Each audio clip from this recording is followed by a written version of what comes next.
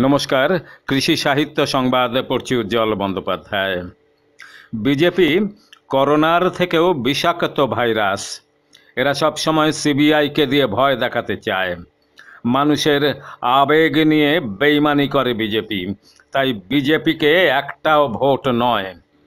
এদিন নদিয়ায় শান্তিপুরে উপনির্বাচনে তৃণমূল কংগ্রেস প্রার্থী ব্রজকিশোর গোস্বামীর जनसभाয় उपस्थित হয়ে বিজেপিকে আক্রমণ করলেন কড়া ভাষায় তৃণমূলের সর্বভারতীয় সাধারণ সম্পাদক অভিষেক বন্দ্যোপাধ্যায়। আগামী 30শে অক্টোবর শান্তিপুরে উপনির্বাচন, তাই নির্বাচনের প্রাক্কালে হাতে গোনা মাত্র কয়েকটি দিন সমস্ত রাজনৈতিক দলগুলি তাদের সমস্ত শক্তি নিয়ে প্রচারে ঝাঁপিয়ে পড়েছে। এদিন তৃণমূল কংগ্রেসের হয়ে একটি প্রকাশ্য সমাবেশে যোগদান করেন সর্বভারতীয় সাধারণ সম্পাদক অভিষেক বন্দ্যোপাধ্যায়। প্রথম থেকেই তিনি বিজেপিকে আক্রমণ করেন। তিনি বলেন, সিবিআই এর ভয়ে অন্যান্য রাজনৈতিক দলগুলো চুপ করে বসে আছে, কিন্তু এরা তৃণমূল কংগ্রেসকে ভয় দেখিয়ে আটকাতে পারছে না। মানুষের আবেগের সঙ্গে বেইমানি করেছে বিজেপি। আমরা মানুষের আবেগের সঙ্গে বেইমানি করব না। সবাইকে একটা কথা শুধু বলবো, এটা শুধু শান্তিপুরের নির্বাচন নয়, গোটা ভারতবর্ষ তাকিয়ে রয়েছে এই উপনির্বাচনের দিকে। ভারতবর্ষের কাশ্মীর থেকে কন্যাকুমারী একটাই আওয়াজ, সেটা হচ্ছে মমতা বন্দ্যোপাধ্যায়, মমতা বন্দ্যোপাধ্যায়। আমরা ইতিমধ্যেই শান্তিপুরের জন্য অনেক উন্নয়ন করেছি। শান্তিপুর হাসপাতালকে ইতিমধ্যেই 1 কোটি টাকা বরাদ্দ করা হয়েছে। সেই সঙ্গে শান্তিপুর স্টেডিয়ামে 8 কোটি টাকার কাজ চলছে। কিছুদিনের মধ্যেই স্টেডিয়াম উদ্বোধন হবে। শান্তিপুর বিধানসভা নির্বাচনে যিনি জয়লাভ করেছিলেন, অর্থাৎ বর্তমান বিজেপি সাংসদ জগন্নাথ সরকার, তিনি বিগত 3 বছর একবারও শান্তিপুরের নাম উচ্চারণ করেননি। সকলেই উন্নয়নের লক্ষ্যে তৃণমূল কংগ্রেসকে ভোট দিন। এর পাশাপাশি অভিষেক বন্দ্যোপাধ্যায় ঘোষণা করেন, আমরা শান্তিপুর থেকে 50,000-এরও বেশি ভোটে জয়লাভ করব। শান্তিপুর থেকে দিবাকর দাসের রিপোর্ট। মমতা ব্যানার্জি স্নেহধন্য আশীর্বাদধন্য প্রার্থী ব্রজকিশোর গোস্বামীকে ভোট দিয়ে সার্বিক উন্নয়ন যাতে আগামী দিন অব্যাহত অক্ষুণ্ণ ত্বরান্বিত থাকে, নদিয়া এবং শান্তিপুরে আপনারা সকলে সুনিশ্চিত করবেন।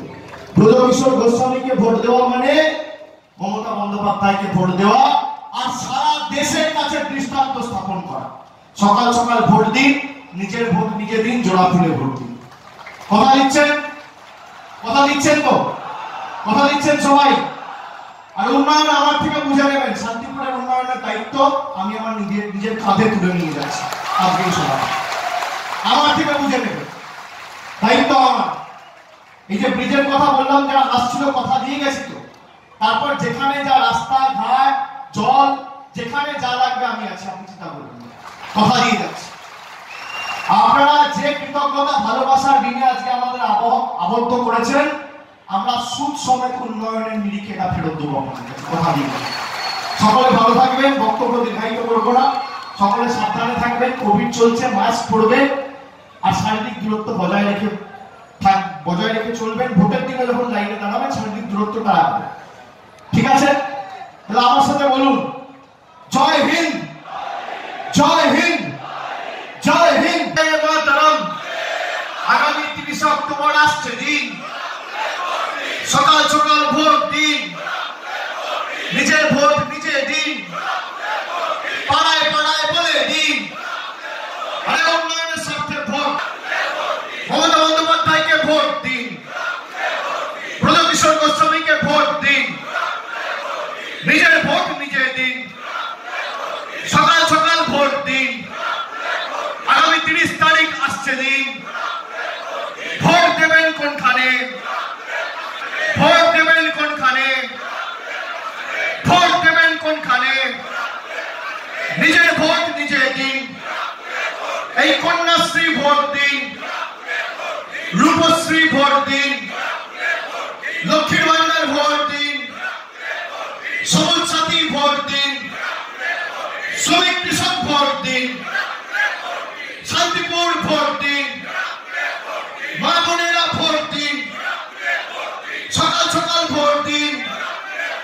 নিজের ভোট নিজে দিন।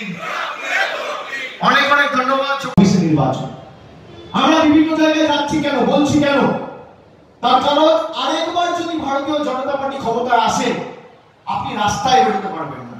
যা আফগানিস্তানের অবস্থা হয়েছে ভারতবর্ষে তাই অবস্থা হবে।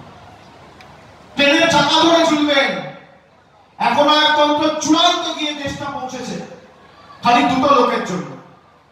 130 কোটি মানুষের দেশ, আর মানুষকে চাকর বাকর করে যারা রেখে দিয়েছে, যে দিল্লির কোথায় গুজরাটের কোথায় যারা বাংলাকে পরিচালিত করতে চায়, বাংলার মানুষের জীবন পরিচালনা করতে চায়, তাদেরকে উৎখাত করতে হবে বন্ধুরা, নইলে দেশ বাঁচবে না। আমি সে কারণে আপনাদের আবার বলবো জোরহাত করে যে নিশ্চিতভাবে তৃণমূল কংগ্রেস, আমার কাছে যা পরিসংখ্যান আছে এখনো পর্যন্ত এই বিধানসভা থেকে তৃণমূল কংগ্রেস 50,000-এর বেশি ভোটে আগামী উপনির্বাচনে জয়লাভ করতে চলেছে, কিন্তু সংখ্যাটা বাড়াতে হবে। আমি চাই 4টে উপনির্বাচনের মধ্যে সব থেকে বেশি ব্যবধানে যেন শান্তিপুরের মানুষ তৃণমূল কংগ্রেসের প্রার্থী পেয়ে যায়। আপনারা মাথা উঁচু করে আগামী 30 তারিখ নিজের ভোট নিজে দেবেন, আর আগামী 5 বছর মাথা নিচু করে ব্রজকিশোর গোস্বামী আপনাদের জন্য কাজ করবে। এবং নদিয়ার সার্বিক উন্নয়নের বিজয় রথের চালকের আসনে এই শান্তিপুর থাকবে, আমি কথা দিয়ে যাচ্ছি। আপনাদের সাথে মামাটি মানুষের সরকারের নেত্রী মমতা ব্যানার্জির আর্থিক সম্পর্ক, যা দরকার মমতা ব্যানার্জি আছে। আমরা বহিরাগত নেতাদের উপর ভরসা করি না, তাকিয়ে নেই তারা কখন আমাদের দুটো ভাত দেবে, দুটো পরিষেবা দেবে, আমরা তাদের উপর তাকিয়ে নেই, তাদের দিকে তাকিয়ে নেই। শীত গ্রীষ্ম বর্ষা বাংলার মাটিতে মমতা ব্যানার্জির ভরসা, মমতা ব্যানার্জির বিকল্প নেই। তাই আগামী 30 তারিখ মাথা উঁচু করে ভোট দেবেন, দেবেন তো? কথা দিচ্ছেন তো? কথা দিচ্ছেন? সবাই দেবেন তো? যে সংখ্যায় মানুষ আছে এই সভাস্থলে আর হেলিপ্যাডের আশেপাশে, তাদের পরিবারের সদস্যরা যদি 2 নম্বর বোতাম টিপে দেয় তাহলে তো বিজেপির জামানত বাজেয়াপ্ত হয়ে যাবে। আর আমার আপনার সকলের প্রার্থী আমার ছোট ভাই ব্রজকিশোর গোস্বামী ঘাসের উপর জোড়া ফুল চিহ্নে 2016 সালে 2011 সালে তো জোট হয়েছিল, ছেড়ে দিন। এই যে অজয় দীপ জিতেছিল, আমাদের প্রার্থী করেছিল দল, তারপরেও তো মানুষের জন্য কাজ করেছে, কোভিডে আক্রান্ত হয়ে প্রাণ হারিয়েছে। তার স্বপ্নের শান্তিপুর, আমাদের মামাটি মানুষের স্বপ্নের শান্তিপুর, তাকে বিজেপি বিভক্ত করে ধর্মীয় ভাবনাকে কাজে লাগিয়ে কোনো দিশা নেই, লক্ষ্য নেই, উন্নয়নের কথা নেই, গঠনমূলক আলোচনা নেই, হাতে কর্মসূচি নেই, খালি মিথ্যা কথা। আমি তো বলছি আপনি আসুন না, উন্নয়নের নিরিখে লড়াই করুন, যে আপনি কি করেছেন আর আমরা কি করেছি। আপনি মঞ্চ বেছেন, কালকে সময় আছে, একদিন আছে, আপনি বলুন কালকে আসলে আমি আবার আসবো। আপনি কোন মঞ্চে দাঁড়াবেন, আমি যে মঞ্চে থাকবো আপনিও সেই মঞ্চে থাকবেন। আপনি মানুষের কাছে জবাব দেবেন, আমি মানুষের কাছে জবাব দেবো। আপনার রিপোর্ট কার্ড আপনার কাছে থাকবে, আমার রিপোর্ট কার্ড আমার কাছে থাকবে। আসুন লড়বেন, ক্ষমতা নেই। তার কারণ মমতা ব্যানার্জি যা বলেছে মমতা ব্যানার্জি করে দেখিয়েছে। আর এরা হচ্ছে মিথ্যাবাদীদের দল। এই যে কোভিড চলছে, এই কোভিডের থেকেও বাজে ভাইরাস। আপনারা বলুন তো, যারা আছেন আপনারা সবাই ভ্যাকসিনেশন নিয়েছেন? হাত তুলে বলুন, নিয়েছেন? নিয়েছেন তো? ফার্স্ট ডোজ কারা কারা নিয়েছেন? হাত তুলুন। ফার্স্ট ডোজ কারা কারা নিয়েছেন? যারা খালি ফার্স্ট ডোজ নিয়েছেন হাত তুলুন। নিয়েছেন? আর সেকেন্ড ডোজ যাদের দুটোই হয়ে গেছে, বাহ ভালো। দেখুন প্রায় 80% মানুষের সেকেন্ড ডোজ কমপ্লিট হয়ে গেছে। আর এই শান্তিপুরে প্রায় 98% মানুষের এই বিধানসভা কেন্দ্রে ফার্স্ট ডোজ কমপ্লিট হয়ে গেছে। আর সভাস্থলে যা মানুষ আছে প্রায় 80% লোকের ডবল ডোজ কমপ্লিট হয়ে গেছে। আমি কেন জিজ্ঞেস করলাম আপনারা ভ্যাকসিনেশন নিয়েছেন? তার কারণ এই যে অতিমারি চলছে করোনা, এটা একটা ভাইরাস। আর ভ্যাকসিনেশনটার নাম, ভ্যাকসিনটার নাম কি? কোভিশিল্ড, তাই তো? কোভিশিল্ড নিয়েছেন তো? বা কোভ্যাক্সিন, তাই তো? ফার্স্ট ডোজ নিয়েছেন, সেকেন্ড ডোজ নিয়েছেন।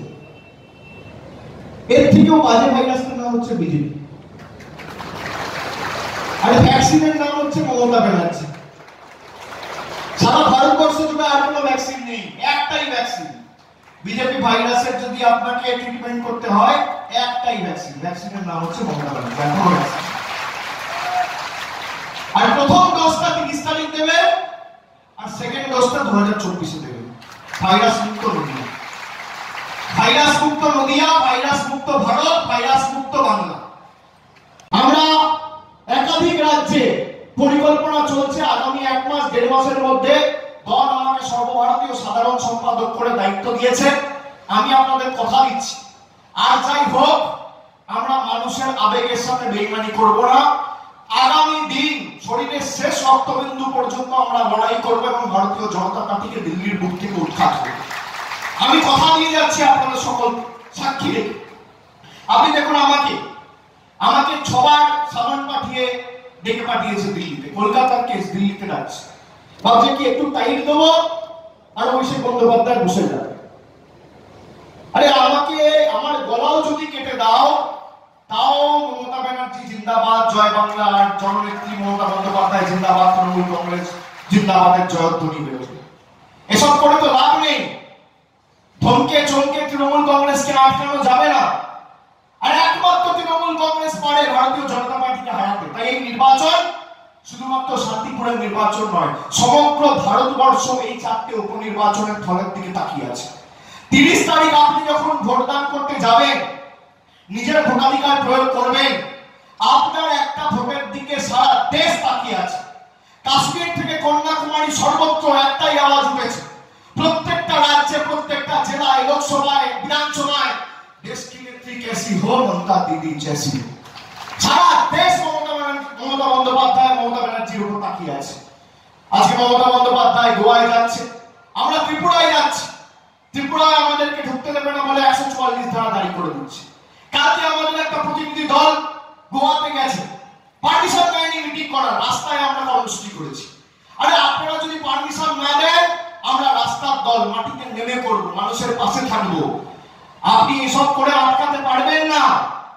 তৃণমূল কংগ্রেস যখন কথা দিয়েছে মানুষের কাছে যে আমরা ভারতবর্ষে আগামী দিনে মুক্তির সূর্যোদয় ঘটাতে বদ্ধপরিকর, শরীরের শেষ রক্তবিন্দু পর্যন্ত মমতা বন্দ্যোপাধ্যায়ের আদর্শ এবং সংগ্রামকে পাথেয় করে লড়বো। যে রাজ্যে ভারতীয় জনতা পার্টি ক্ষমতায় আছে, গণতন্ত্রকে লুণ্ঠিত করেছে, মানুষের ক্ষমতাকে খর্ব করেছে, মমতা ব্যানার্জির ছবি নিয়ে ঢুকবো, সংগ্রাম নিয়ে ঢুকবো, আদর্শ নিয়ে ঢুকবো, মানুষের আশীর্বাদ নিয়ে ঢুকবো, আর ভারতীয় জনতা পার্টিকে উৎখাত করে সে রাজ্যে জোড়াফুলের সরকার প্রতিষ্ঠা করে আসবে।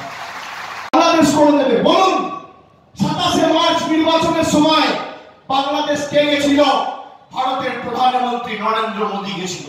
শেখ হাসিনাকে পাশে নিয়ে জয় বাংলাকে বলেছিল, বাংলার মাটিতে জয় বাংলা বলে না, বাংলাদেশের মাটিতে বিজেপি গিয়ে জয় বাংলা বলে। এই বিজেপির বিচারিতাকে আগামী দিন শেষ করার জন্য 2 নম্বর বোতাম টিপে ব্রজকে জেতাতে হবে, নইলে ভারতবর্ষ ভাঙবে। কে বাংলাদেশ গেছিল 27 মার্চ? আমি তো ক্যামেরার সামনে বলছি। তা আজকে আপনি যাচ্ছেন না কেন? বাংলায় কিছু হলে কোথায় কোথায় ভারতের স্বরাষ্ট্রমন্ত্রী অমিত শাহ প্রতিনিধি দল পাঠাচ্ছে, বাংলাদেশে যাচ্ছেন না কেন? লজ্জা লাগে না? আপনারা ভেবেছিলেন কি ওখানে গিয়ে ইলেকশনের সময় ডিল করে চলে আসবো আর বাংলার মানুষকে বোকা বানিয়ে হিন্দু মুসলমানের মধ্যে বিভেদ করে আমরা বাংলা দখল করব? আরে এই মাটি গুজরাট নয়, এই মাটি মধ্যপ্রদেশ নয়, এই মাটি উত্তরপ্রদেশ নয়, এই মাটির নাম পশ্চিমবঙ্গ। আপনি দেখেছিলেন তো নির্বাচনের আগে বাংলা থেকে লোক যাচ্ছিল দিল্লিতে গিয়ে উত্তরপ্রদেশের নেতাদের হাত ধরে ভারতীয় জনতা পার্টি জয়েন করছিল। গতকাল কি দেখলেন? বাংলার মানুষ জবাব দেওয়ার পর উত্তরপ্রদেশের নেতারা এসে বাংলার জননেত্রী মমতা ব্যানার্জির হাত ধরে তৃণমূল কংগ্রেস যোগদান করছে। বাংলা পথ দেখায়। আপনি যত মারবেন, যত কাটাবেন, যত পোড়াবেন, যত প্রহার করবেন, যত আঘাত করবেন, বাংলার মাটি দুর্জয় খাঁটি, বাংলার মাটি তত শক্তিশালী হবে। আর আপনি কি ভাবছেন ঘাসফুল আপনি কেটে শেষ করবেন? ঘাসফুল কেটে শেষ করা যায় না। ঘাস যত কাটবেন ঘাস তত বাড়বে। জোড়া ফুলের দল কেটে শেষ করা যায় না। আর আপনারা চোখ দিয়ে দেখুন, মমতা ব্যানার্জি যা বলেছে, কথা দিয়ে কথা রেখেছে। এই নির্বাচনের সময় আপনারা দেখেছেন ভারতবর্ষে 1700টা রাজনৈতিক দল আছে। 1700 রাজনৈতিক দল, তার মধ্যে 5টা 6টা রাজনৈতিক দল যা সর্বভারতীয় রাজনৈতিক দলের স্বীকৃতি পেয়েছে নির্বাচন কমিশনের কাছ থেকে। ভারতীয় জনতা পার্টি বিজেপি একটা সর্বভারতীয় রাজনৈতিক দল, ভারতের জাতীয় কংগ্রেস সর্বভারতীয় রাজনৈতিক দল, সিপিএম যদিও খাতায় কলমে সর্বভারতীয় রাজনৈতিক দল, মাঠে ময়দানে নেই, শরদ পাওয়ারের ন্যাশনালিস্ট কংগ্রেস পার্টি সর্বভারতীয় রাজনৈতিক দল, আর একটা বাংলার জননেত্রী মমতা বন্দ্যোপাধ্যায় কালীঘাটে টালির ছাদের তলায় থাকা হাওয়াই চপ্পল পরা মহিলা তৃণমূল কংগ্রেস সর্বভারতীয় রাজনৈতিক দল। কিন্তু পার্থক্য কি? ধমকে চমকে সব রাজনৈতিক দলকে ঘরের ভিতর ঢুকিয়ে দিয়েছে। ইডি সিবিআই এর ভয়ে কেউ মুখ খুলছে না, একমাত্র তৃণমূল কংগ্রেসকে ধমকে চমকে আটকাতে পারে। কংগ্রেসের সাথে আমাদের পার্থক্য কোথায়? 7 বছর কংগ্রেস হয়তো সবুজ সমরে বিজেপির সাথে লড়াই করছে, কিন্তু বিজেপির কাছে 7 বছর ধরে কংগ্রেস হারছে, আর তৃণমূল কংগ্রেস 7 বছর ধরে বিজেপিকে প্রতিনিয়ত হারাচ্ছে। থাকে এই ভূমিতে আপনারা সে কারণে সমবেত হয়েছেন ব্রজকিশোরকে আশীর্বাদ করতে। আমি আপনাদের ধন্যবাদ জানাই। কিন্তু এই উৎসবের মরশুমেও আমাদের নির্বাচনের সম্মুখীন কেন হতে হচ্ছে? নিজেকে প্রশ্ন করবেন যে এই বিধানসভা নির্বাচন সদ্য সমাপ্ত নির্বাচনের পরেও এই যে 4টে উপনির্বাচন হচ্ছে, যার উপর সমগ্র ভারতবর্ষের নজর রয়েছে। শান্তিপুরে উপনির্বাচন হচ্ছে, গোসাবাতে উপনির্বাচন হচ্ছে, খড়দায় উপনির্বাচন হচ্ছে এবং কুচবিহারের দিনহাটায় উপনির্বাচন হচ্ছে। তার মধ্যে খড়দা এবং গোসাবা এই দুটো বিধানসভা কেন্দ্রে উপনির্বাচন কেন হচ্ছে? তার কারণ তৃণমূল কংগ্রেসের সৈনিকেরা জোড়া ফুল প্রতীক চিহ্নে নির্বাচনী সভায় বক্তব্য রেখেছে, তাদের কথা মানুষ শুনেছে এবং মানুষ তাদের দুহাত তুলে আশীর্বাদ করে নির্বাচিত করার পরেও তারা নিজেদের জীবন বিপন্ন করে কোভিড কালে মানুষের জন্য কাজ করতে গিয়ে ঈশ্বরের কাছে পরলোক গমন করেছে। অন্যদিকে শান্তিপুর ও দিনহাটায় বিজেপির 2জন সাংসদ সদস্য দাঁড়িয়েছিল। এখানে দাঁড়িয়েছিল জগন্নাথ বাবু আর দিনহাটায় দাঁড়িয়েছিল নিশীথ প্রামাণিক। নিজেদের স্বার্থ চরিতার্থ করবে বলে এবং রাজনৈতিক লালসায় লিপ্ত থাকার জন্য মানুষের রায়কে প্রত্যাখ্যান করে, তারা আপনাদের রায়কে প্রত্যাখ্যান করে কেউ সাংসদ হয়ে মন্ত্রী থাকবে আর কেউ সাংসদ পদকে আগলে রাখবে বলে, দিল্লিতে চাটুকারিতা করে নাম্বার বাড়াবে বলে আপনাদের রায় প্রত্যাখ্যান করেছে। সেই কারণে শান্তিপুরে উপনির্বাচন, সেই কারণে দিনহাটায় উপনির্বাচন। আপনাদের মাথায় রাখতে হবে যে এবার এই নির্বাচন তৃণমূল কংগ্রেস বা ব্রজকিশোর গোস্বামীকে নির্বাচিত করার নির্বাচন নয়। এই নির্বাচনে জয় সমগ্র শান্তিপুরবাসীর জয়। এমন ভাবে আপনারা ভোটদান করবেন যে আগামী 50 বছর যেন এই রায় ভারতীয় জঞ্জাল পার্টির কর্মী সমর্থকরা মনে রাখে। এমন করে রায়দান করবেন জাতি ধর্ম বর্গ নির্বিশেষে মানুষের পাশে যারা থাকে তাদের পক্ষে আপনাদের ভোট দিতে হবে। আপনারা বলুন তো, এই মহামারীর সময়, অতিমারীর সময় বিজেপির কোন কর্মী সমর্থককে আপনারা রাস্তায় দেখেছেন? আমাদের কর্মী সমর্থকরা, আমাদের তৃণমূল কংগ্রেসের সৈনিকেরা, মমতা বন্দ্যোপাধ্যায়ের আদর্শে উৎসর্গীকৃত কর্মীরা মানুষের পাশে নিজের জীবন বিপন্ন করে দাঁড়িয়েছে। আপনার সুখে, আপনার আনন্দে, আপনার ভালো সময়ে আপনি তৃণমূল কংগ্রেসকে পাবেন না, কিন্তু আপনার দুঃখে, আপনার বিপদে, আপনার আপদে একমাত্র তৃণমূল কংগ্রেস ছুটে যাবে। আপনার বাড়িতে যদি রাত্রি 2টার সময় আপনার বাবার বা আপনার বয়স্ক মার শরীর খারাপ হয়, হাসপাতালে নিয়ে যেতে হয়, অ্যাম্বুলেন্সটা নিয়ে যাবে তৃণমূল কংগ্রেসের কর্মীরা। বাড়িতে আগুন লাগলে ফায়ার ব্রিগেড নিয়ে যাবে তৃণমূল কংগ্রেসের কর্মীরা। কেউ যদি পরিবারের দুরারোগ্য ব্যাধিতে আক্রান্ত হয়, ওষুধ কিনে নিয়ে যাবে তৃণমূল কংগ্রেসের কর্মীরা। আপনার পাশে তৃণমূল কংগ্রেসের কর্মীরা যেমন দুঃসময়ে ছিল, আগামী দিনেও থাকবে। আগুন লাগায়, এর থেকে বড় ভাইরাস আছে আপনি বলতে পারবেন? আপনি বলতে পারবেন না। আপনি দেখুন, এদেরকে জবাব দিতে হবে 2021 সালে কি না করেছে। আপনি বলুন তো, এই সদ্য সমাপ্ত বিধানসভা নির্বাচনে এমনকি একটা মহিলা তার উপর আক্রমণ করে পা ভেঙে দিল। দার্জিলিং থেকে দেওয়া, কুচবিহার থেকে কাকদ্বীপ 200-র উপর সভা করে তাদের বাড়াভাবে ছাই দিয়ে 213টা আসন জিতে বাংলাকে প্রতিষ্ঠিত করেছে বিশ্ব দরবারে। অসতা স্বীকার করবে না, বাংলা মাথা নত করবে না, বাংলা আত্মসমর্পণ করবে না। আর ব্রজকিশোর গোস্বামীকে প্রার্থী করে মমতা বন্দ্যোপাধ্যায় পাঠিয়েছে।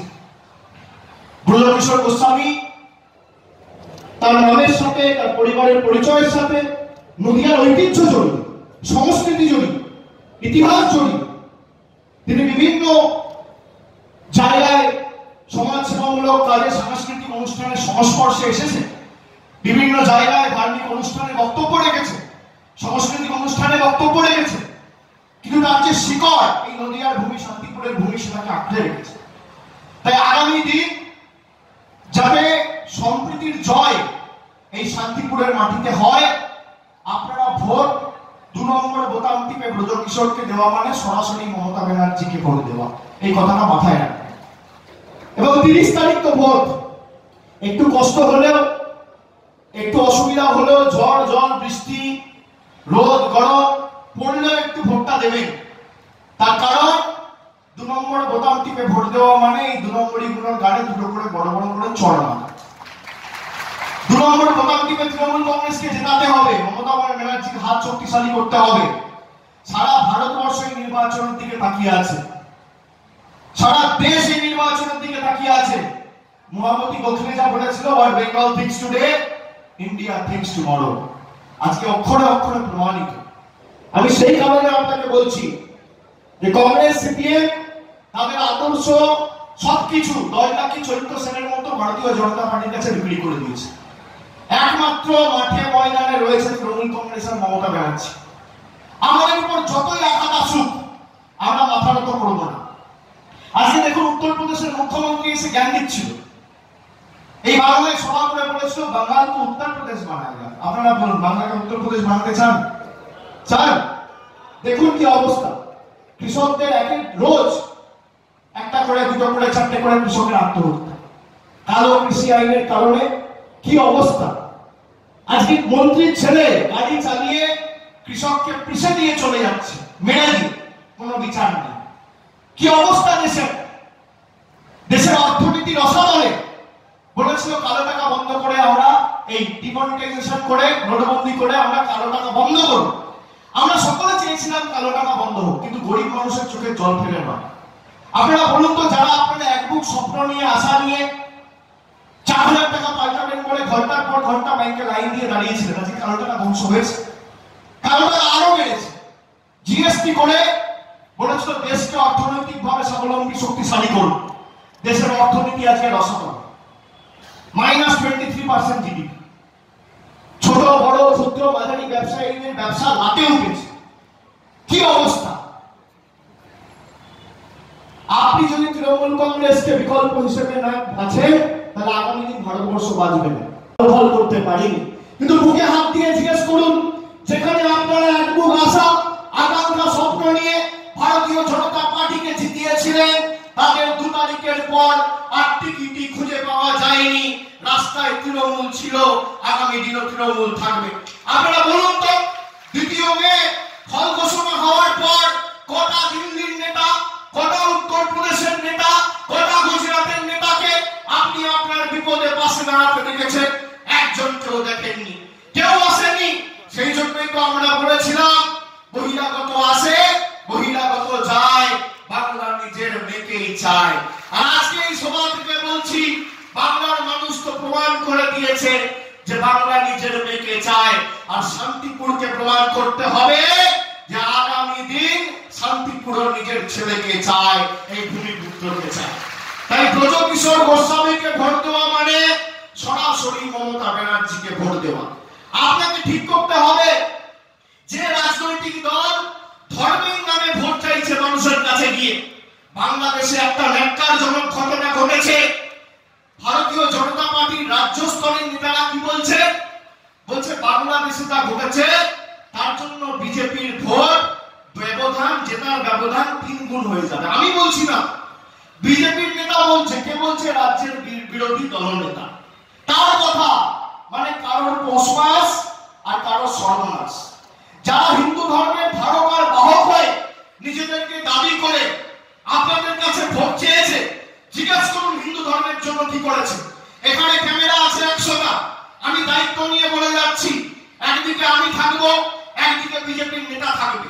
হিন্দু ধর্মের ধারক আর বাহক বলে যারা নিজেদের দাবি করে, 7 বছর কেন্দ্র সরকার, নরেন্দ্র মোদী প্রধানমন্ত্রী, ভারতীয় জনতা পার্টি ক্ষমতায়, এই বাংলা শান্তিপুর নদিয়ার জন্য, হিন্দু ধর্মের জন্য, বৈষ্ণব ধর্মের জন্য, সনাতন ধর্মের জন্য, সর্বধর্ম সমন্বয়ের মন্ত্র রক্ষা করার জন্য ভারতীয় জনতা পার্টি কি করেছে? তথ্য পরিসংখ্যান সামনে নিয়ে আসুন। একদিকে আমি থাকবো, একদিকে ভারতীয় জনতা পার্টির নেতা থাকবে। যে কোনো মঞ্চ বেছে নিন, সময় আপনি ঠিক করুন, জায়গা আপনি ঠিক করুন, সঞ্চালক আপনি ঠিক করুন, সময় আপনি ঠিক করুন, তারিখ আপনি ঠিক করুন। আপনি আপনার রিপোর্ট কার্ড নিয়ে যাবেন, 7 বছরে আপনার মোদীজি কি করেছে, আর আমি আমার রিপোর্ট কার্ড নিয়ে যাব 10 বছরে মমতা ব্যানার্জি কি করেছে। উন্নয়ন পরিসংখ্যান আর তথ্য নিরিখের লড়াই হবে। যদি 10-0 গোল না দিয়ে আপনাদের মাঠের বাইরে করতে পারি, রাজনীতির আমি নয়, পা রাখবো না। এত বড় কথা বলে দিয়ে যাচ্ছি। ভোট দিন। মমতা বন্দ্যোপাধ্যায় যে কাজ করেছে 2016 সালে এই বিধানসভা থেকে কংগ্রেসের প্রার্থী জিতেছিল, তাও আপনি বলতে পারবেন না যে উন্নয়ন বাধাপ্রাপ্ত হয়েছে, উন্নয়ন স্তব্ধ হয়েছে। আপনি যে দলেরই হন, উন্নয়নের স্পর্শ সবাই পেয়েছে। আপনি বলুন তো কত কথা বলেছিল নির্বাচনের আগে, স্বাস্থ্যসাথী কার্ড ভাঙতা, তৃণমূল কিচ্ছু করবে না। যারা মমতা ব্যানার্জির বাপ বাপান্ত করেছিল সবাই গিয়ে বক্তব্য রেখে তারা এখন লাইনে দাঁড়িয়ে লক্ষ্মীর ভান্ডার দিচ্ছে। এটা ভালো। এতে প্রমাণ কি হয় যে মমতা ব্যানার্জি যেমন বলেছে ধর্ম যার যার, উৎসব সবার, ঠিক তেমনি এটা প্রমাণিত যে রাজনৈতিক দল যার যার, জননেত্রী মমতা ব্যানার্জি সবার, মামাটি মানুষের সরকার সবার। মমতা ব্যানার্জি যা কথা দিয়েছে কথা রেখেছে।